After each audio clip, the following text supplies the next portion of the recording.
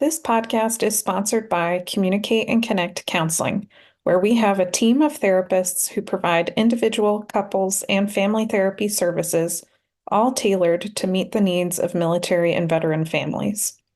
To learn more about our services, visit www.communicateandconnect.com. Welcome to the Communicate and Connect podcast for military relationships with your host, Elizabeth Polinsky, a military marriage counselor. If this is your first time listening to the Communicate and Connect podcast, please take a second to go rate, review, and subscribe to make sure you get all our future episodes. We also really want to know what it is you love about our podcast, and if for some reason you're not loving it, we want to know that too, because we're committed to providing the best quality content to help you improve your relationships.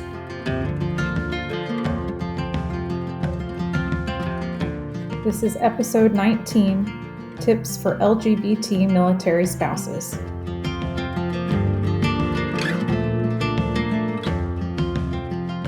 Hey, I'm Liz, and this is the Communicate and Connect podcast for military relationships. I'm pretty excited because today I have Dr. Katie McNamara. Did I pronounce your last name right? That's close enough. Close enough. Okay. and we're going to talk a lot about LGBT couples and families who are in the military and some of the unique, struggles maybe that they might face being a military family. And so maybe we could just start off with, do you want to introduce yourself? Yes. Thank you so much for having me. This is a social science researcher's dream, is to be able to come and speak to a broader audience than just people who read peer-reviewed journals, which is not a lot of people, Yeah. and share what our data wants to say. So thank you for having me. I'm been in the Air Force for about 8.5 years, and I come from central Indiana originally and then moved to Chicago for college and my master's in social work program. And then decided, after doing a year-long internship at the VA, and even I didn't know that social workers could join the military, and I heard that you could make a pretty decent salary and have great health insurance. And I said, sign me up. Yes. Yeah. It's really good. I am tired of having 4 jobs and making very little money. So yes, I went ahead and joined, and have been stationed in a number of places, including overseas. And I was super lucky to get a PhD slot. So I was able to leave the operational Air Force for 3 years and just focus on doing research. And was really fortunate to go to the University of Southern California, where my dissertation advisors had already gotten a DoD grant, a Department of Defense grant, to study the well-being of LGBT service members. So super fateful that I was then able to be involved in data collection and analysis, and publishing some really fun papers from that data.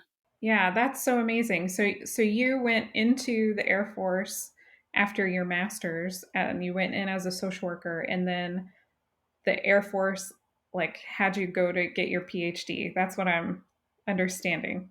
So I did 4 years of clinical work where I was seeing, 5.5 patients a day, like they have us do.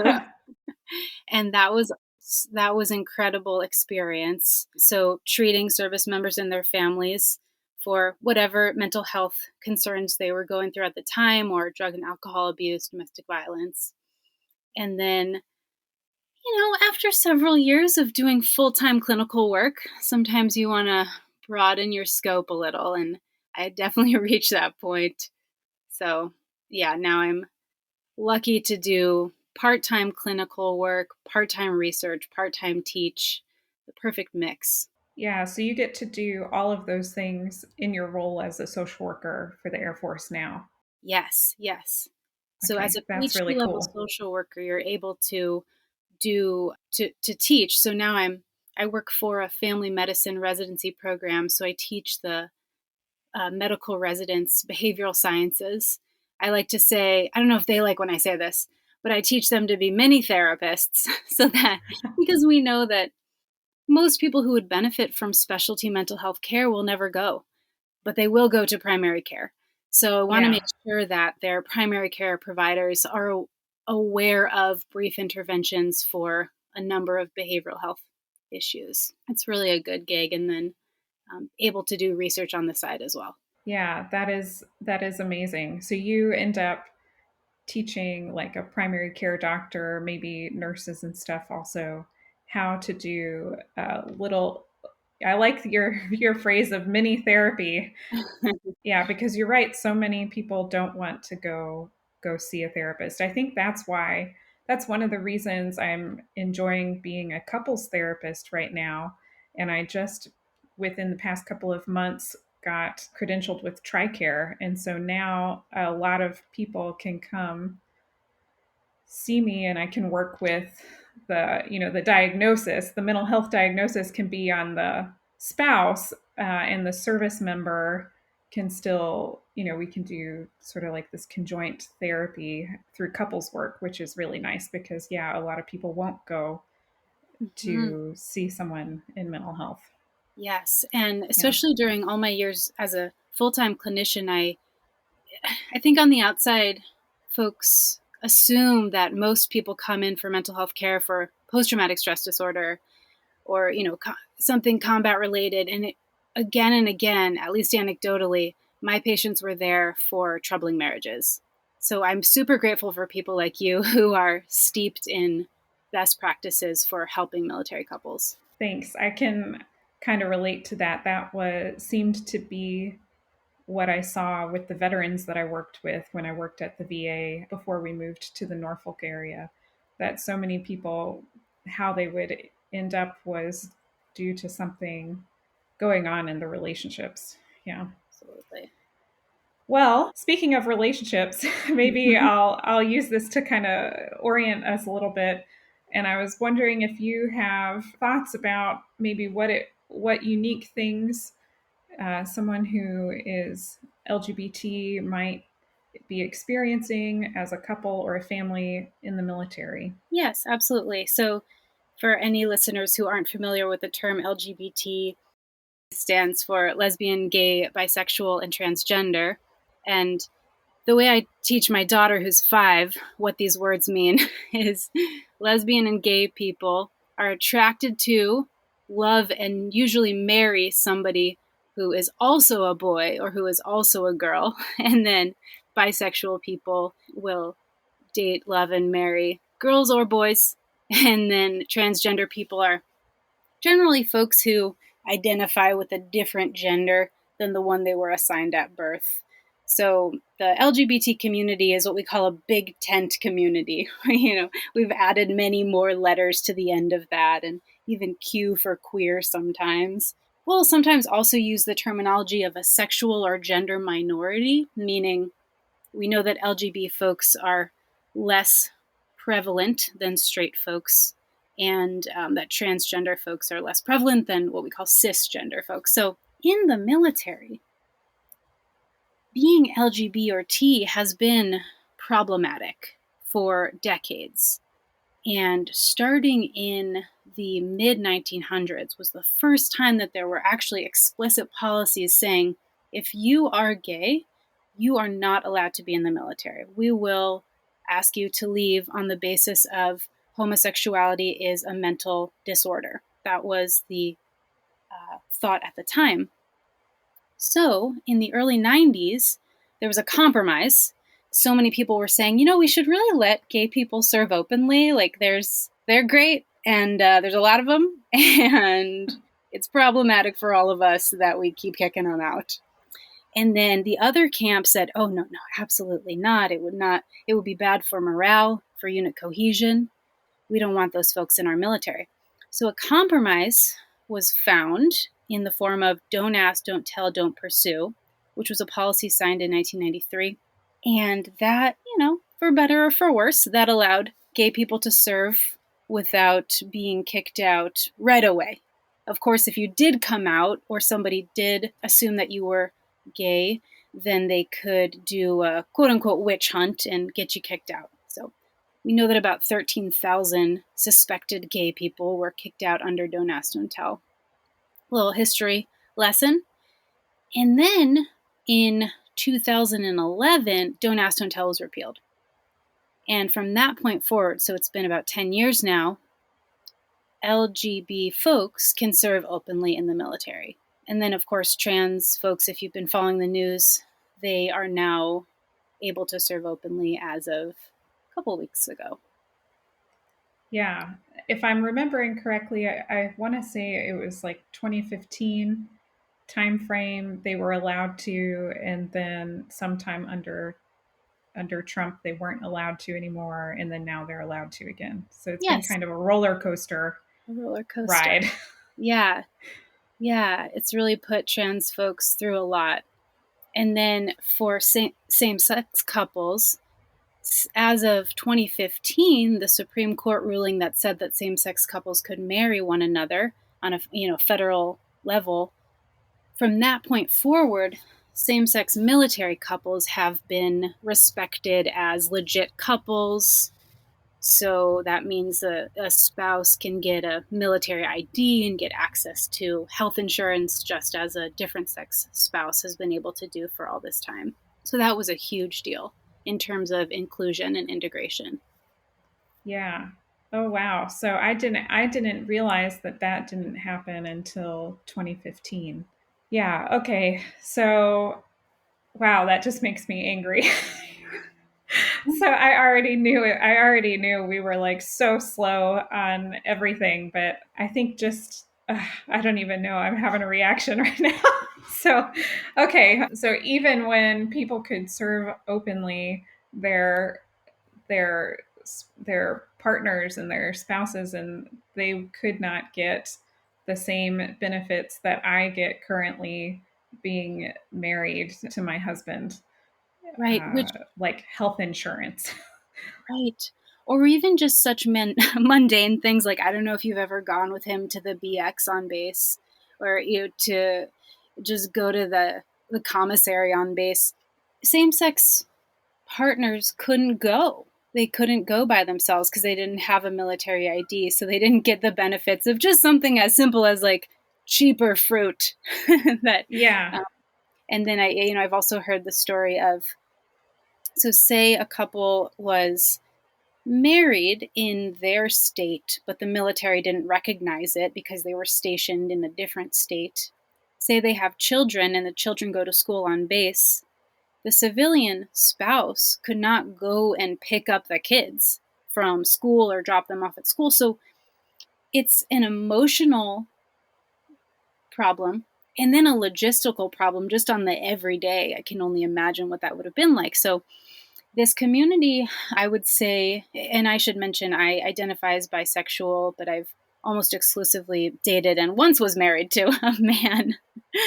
So I'm tangentially related to this community in the way that bisexuals often feel kind of tangentially related to the broader community. So I have heard that during those years where you were finally able to be out without fear of discharge, but you were not allowed to include your spouse, was quite a challenging time. And during that time, several support groups popped up. So there are some good supports like the Modern Military Association of America, which is specifically for same-sex civilian spouses to connect with each other and commiserate on the challenges and joys that are unique to their situation.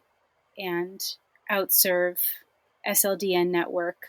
So usually when a small community is embattered and embattled, they will bind together and create a very strong supportive network. And that has definitely been the case with LGBT folks in the military.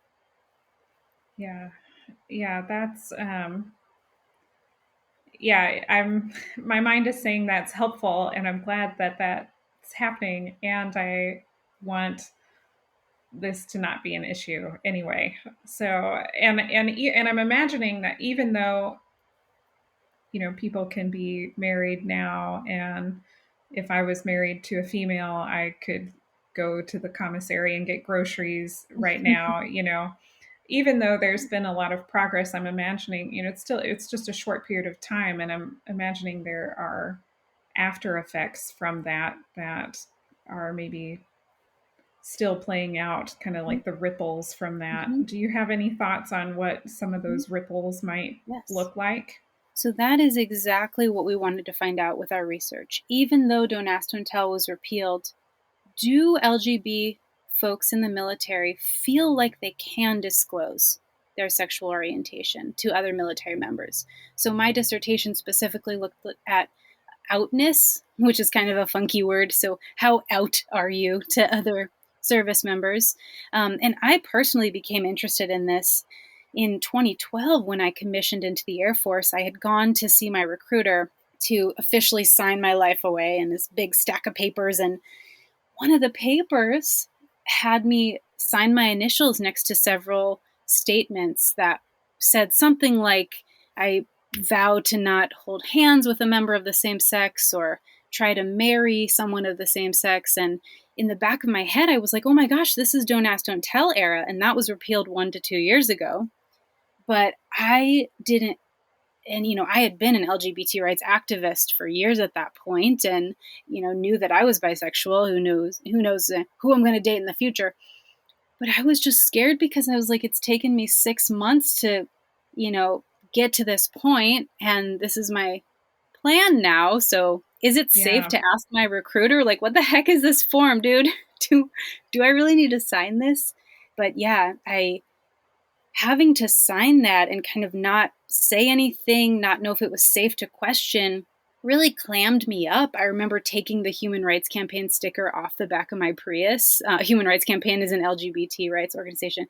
I would drive, to my first duty station. I'd take the sticker back off the back of my car because I'm like, is it even safe for me to be an ally? I don't know. So it took me quite a while to even find out if there were openly queer folks in the military, and definitely had kind of my ear to the ground on that.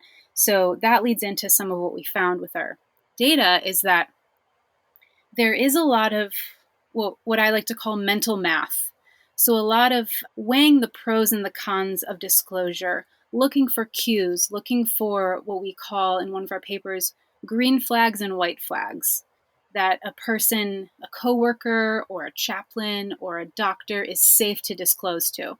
So some of those green flags will be something like maybe the other military member disclosing that they are LGBT. That's generally a green flag. It's safe to disclose. So at my latest duty station, because every time you move, and the PCS, the moves are constant in the military, as we know, you have to do this mental math over and over again and determine who in my workstation is safe to be out to. Is my new doctor safe, my new chaplain? So I remember it was one of my first days, and I was meeting one of my coworkers down the hall, and I saw that he's a physician, and he had a rainbow on his badge, a P and a rainbow around it. And I was like, ooh, what's that badge all about? And he said, oh, it's P for pride, gay pride. And I was like, oh my God. Excitement. There's at least one person I can talk about my dissertation to. And I think it was a year later, I even told him I identify as bisexual, because it's, and it's even kind of stressful to come out as bisexual on a podcast and I actually had a little bit of heartburn over that, So that's just, 1% of the stress that it is for generally for a gay or lesbian person, I would say, because I have the cover of the fact that I generally date men. So yeah, we definitely found, so in our data, we found that folks are constantly doing that mental math. If they hear what we would call a red flag, which would be maybe somebody who overtly says something negative about transgender people being allowed to serve openly, gay or bi folks will often translate that as, this person is probably not safe to tell that I have, a wife or what have you, or any other kind of discriminatory beliefs. Okay, this person is not safe. In general, our our LGB folks, and I should say this was a mixed method study where we did 42 in-depth interviews with currently serving LGBT folks, and then we did a little over 500 online surveys with half LGBT, half non-LGBT, so that we could do disparity research. So this is where all of our data came from, and this data was collected from 2016 to 2018. So we found, by and large, everyone's excited Don't Ask, Don't Tell was repealed. For sure, life is better. For sure, everyone's glad that the Supreme Court ruling said same-sex couples can marry and the military will recognize it. That's all good. And also, just as you were stating, it really all still is quite recent. And many of the people who full-throatedly supported Don't Ask, Don't Tell are still in. And they're actually our superiors. They're the higher ranking folks. So our research, our participants would say, yes, the policy changed. And that's good. And also we wonder if there still is anti-LGBT sentiment at the individual level. We're not sure if the culture has fully caught up with the new policy changes. Yeah, which would still make it very uncomfortable for me, even though I'm allowed to do something. I maybe don't feel accepted by the people around me. And that's where you're talking about the mental math to try to figure out who is going to accept me, who isn't going to accept me. And in the military, a lot of the really helpful resources for couples is at the chapel. And historically, many LGBT folks have had very unfortunate, sometimes capital T traumatic relationships with the church. So that's not necessarily a place they want to go if they're having relationship struggles. And we do know that there have been some really overtly anti-LGBT chaplains, sadly, in our military. And so things like not knowing if they can bring their same-sex spouse to a marriage retreat. And we know chapels are awesome. They have marriage retreats. And sometimes a chaplain will say, I refuse to lead this marriage retreat if same-sex couples are on it. And so stories like that proliferate. And then everybody in the community has heard that there's, a chaplain that said that. You could have 99 amazing chaplains and then one who is discriminatory, and it puts you off from even considering going. Yeah. And I will say that happened at the VA where I worked too. I worked with the chaplain department to do some workshops for couples when I worked at the VA, and I remember there was one chaplain who refused to participate, and I was shocked. I was like, oh my God, I cannot believe this is. And those kinds of rejections is what they call in the literature minority stress. So Dr. Meyer at UCLA has done a lot of great research on this, and my advisors, Dr. Castro and Dr. Goldbach as well. We know that these experiences of discrimination and sometimes overt violence based on your LGBT identity is related to mental and physical health problems. So we know that LGBT folks are at higher risk for things like PTSD, anxiety, depression, suicidality. And that is not because there's anything wrong with being LGBT. It's because the water in which they have grown up with is at times anti-LGBT.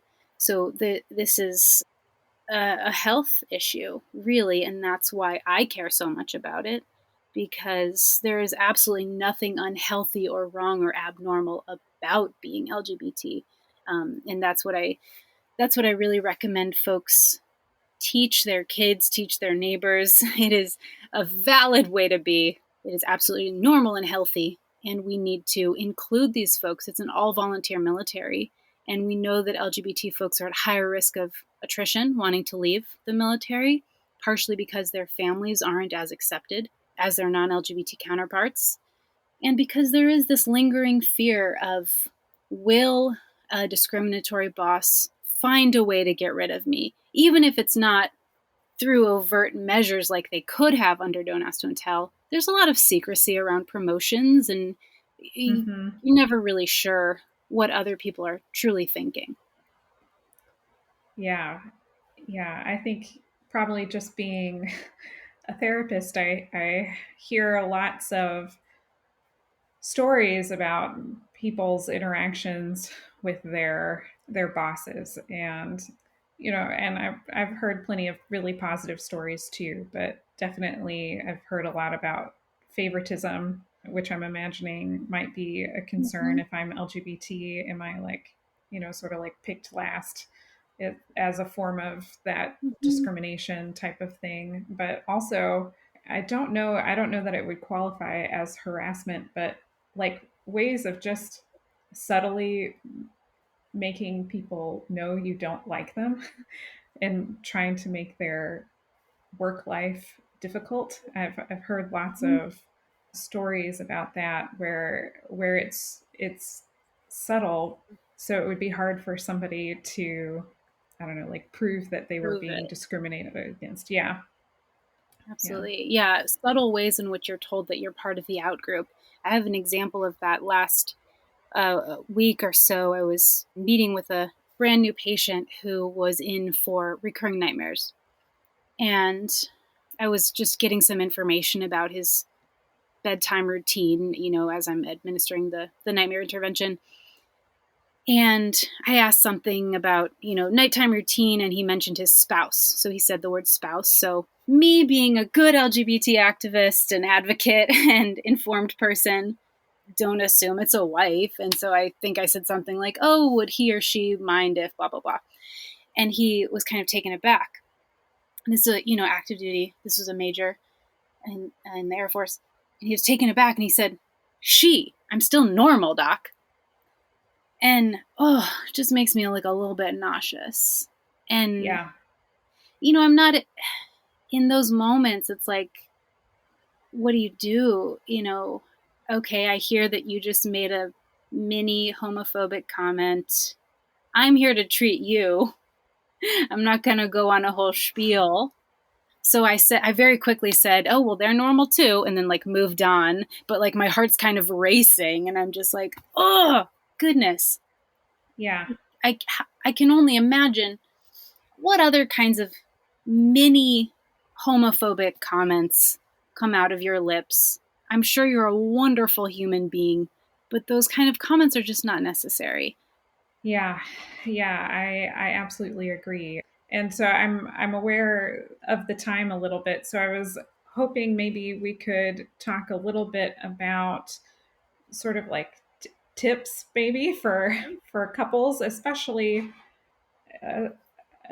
like as a spouse. I'm just imagining like if I was married to a female, my partner would probably be experiencing more than I would. I mean, I probably am from like the other military spouses or something like that. But, I also have the luxury of going and finding more supportive friends and having a better work environment or picking where I want to go. So I guess I'm wondering, what are our tips for couples to be supportive of each other if they're dealing with this sort of mental math and anxiety, stress, looking out for Yeah.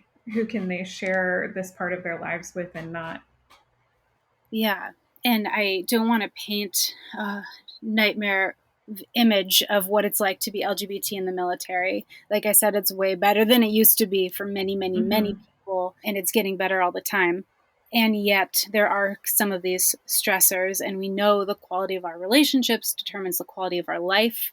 So if your spouse is experiencing some outgroup status of any sort in the workplace, know that that is real and that is painful, and it's very important that they have some sort of community. So if you guys can find even a non-military community, like a church, like I know the Unitarian Universalists is a non-denominational church that's steeped in LGBT activism. If you can find any community center that is openly accepting, please seek those out and know that there are a lot of wonderful people in the military who will also welcome you with open arms. I say, when in doubt, be out. At least that's a motto for myself. And so as you are able to be out, you will find more people. We know that in the data we found that younger LGBT people are looking for somebody who's at least one rank higher than them to be out and to see that they're okay before they feel comfortable coming out as well. So as you're able to be an activist, please do. Please know that it will increase the chances that you'll find other folks just like you. We know that there are between 75 and 100,000 LGBT service members.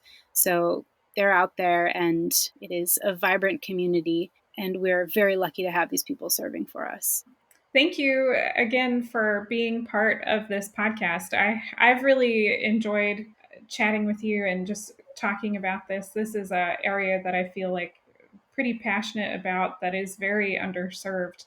I tend to think that military and veterans are an underserved population already, but then looking at being an LGBT service member is like a whole nother level. And so thank you so much for being on this podcast. I'm just wondering if you have any last thoughts or comments to share before we end today. Thank you so much for having me. Like I said at the top, it is a social science researcher's dream come true to be able to share their data. Of course, I speak for the data and not for the Air Force. I'm not their mouthpiece. I'm letting the data speak. And thank you so much for being open to this important info.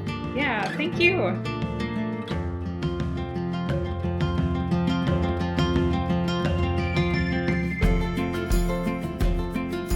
I hope you enjoyed today's episode. If so, please take a second to go rate, review, and subscribe so you get all of our future episodes. Make sure to check out the show notes to sign up for our free 10-week relationship email course. This email course is really designed for people who are maybe having trouble with communication or connection in their relationship, and helping them develop some quick wins right away to start improving it.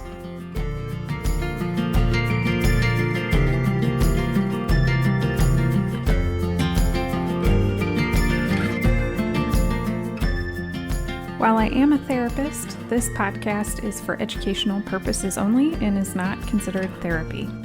And it should also not be a replacement for therapy. If you think you need a professional of any kind, you should definitely go find one. Until next time.